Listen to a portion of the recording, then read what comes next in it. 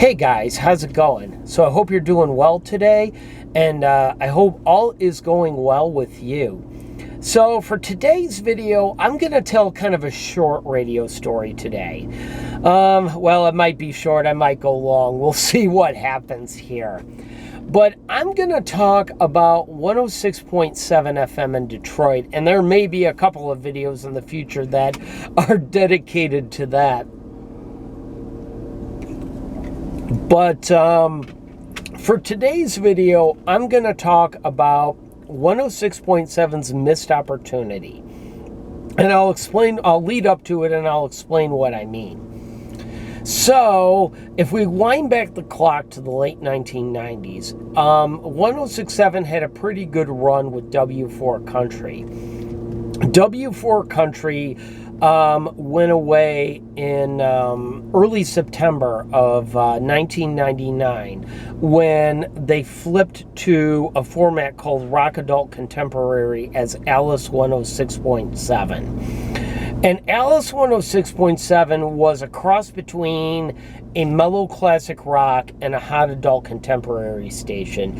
So like if you would have taken WCSX, elements of like WNIC, and maybe elements of Planet 96.3, you would have had Alice 106.7. And they played a mix of, like, again, classic rock and some hot adult contemporary artists.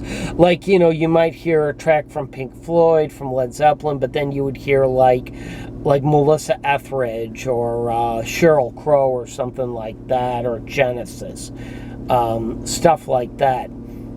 And Alice was really never a big success. It did okay, but it just didn't do well enough for I guess revenue and ratings expectations. So in 2002, Clear Channel flipped Alice to 106.7 The Drive, which was a bit more straight ahead classic rock station. All the hot adult contemporary tracks were eliminated.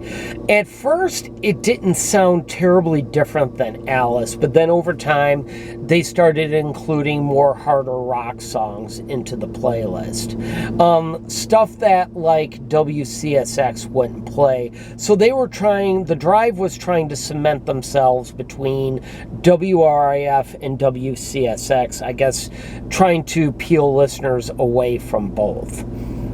And 106.7 The Drive actually did worse than Alice did. It was one of the lowest rated commercial stations in Detroit. And for a time it seems like that they were all over the place a little bit.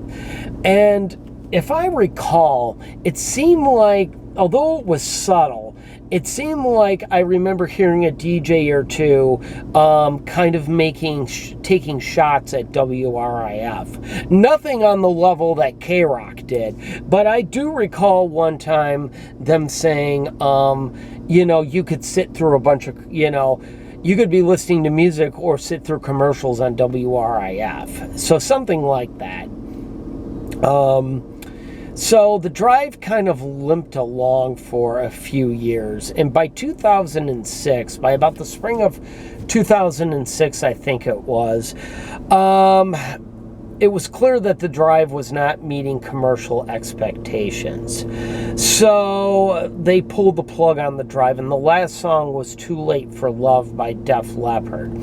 And they did this weird stunt for at least a few days, where it directed listeners to go to a website called 106.7needshelp.com. And it was to supposedly decide a new format for 106.7. It was a fake contest, and let's put it this way.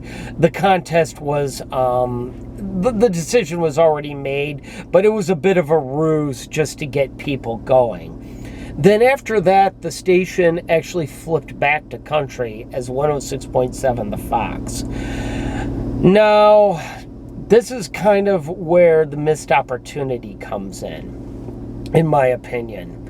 So, about this time in the mid-2000s, a lot of talk stations and sports stations were starting to migrate to the FM. By 2006, a lot of Gen Xers were not accepting, radio on the AM anymore. That was something their parents listened to. And along with it, the muffled sound and the scratchiness and everything. And obviously, there's a lot of young sports fans. And there were, of course, young people listening to talk radio too. But focusing on sports, there were a lot of younger sports fans that were listening to sports talk radio. And in a lot of other radio markets, broadcasters kind of started to figure this out, that the Gen Xers and the oldest millennials were only listening to the FM. So they were moving their sports formats to an FM place on the dial. And, and then at the time, Detroit had no FM sports station. They had 1130 The Fan, which was, the biggest sports station in Detroit.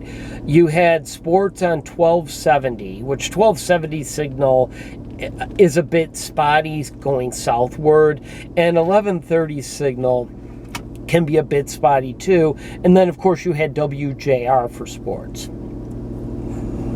But WJR had, they had sports, but they also had conservative talk radio. And at this time, with other markets moving sports to the FM, and with the drive on 106.7 not doing as well, some had speculated that it might be possible that the Fan might move to the FM on 106.7, and that would have been much more lucrative for them, because they could have won the bidding rights to to maybe a couple more sports teams. They may have been able to snag the Tigers even, or something like that. But instead, the station chose to go country, and which was a format that wasn't doing very well revenue-wise before. And so they chose country, and about a year and a half later, 97.1 dumped Hot Talk for sports. And the station was an instant hit, actually. The ratings improved, and the station, which was originally known as Detroit Sports Powerhouse, then became 97 Won the Ticket, did really well right outside of the box. And I have to think that Clear Channel made an extremely boneheaded move by not taking 106.7 sports. The Fan very well might have been still around today, and very well may have been a top ratings getter in the ratings in the Detroit market. But I guess we'll never know. But I thought I would just tell a quick story about this, that I think that this was one of the dumbest moves ever. What do you think, guys? Do you think it was stupid for the Fan not to be moved to 1130, the Fan not to be moved to 106.7, or do you think that would not have worked at the time? What do you think? Well, guys, that's going to do it for me. I want to thank you so much for watching. Be sure to hit that subscribe button if you haven't done so already. And as always, have a great rest of your day.